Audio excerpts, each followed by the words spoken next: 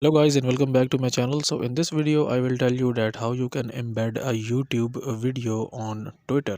So first of all we will open up YouTube and copy the link of video. So let's suppose this one. I will click on this one and here we will click on share and then we will click on this copy link option and then we will open up the Twitter account here, which is this one, and we will click on this plus icon onto the bottom right side of the screen here, and we will click on tweet.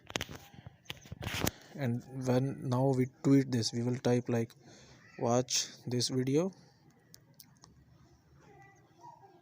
and then we just have to enter the link here, and then we will click on tweet.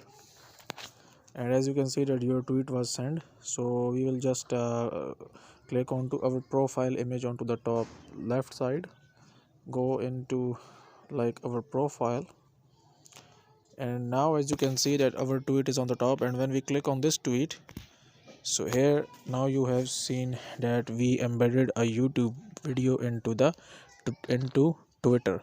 So if you find this video useful, kindly like this video and subscribe to my channel, and I will see you in the next video.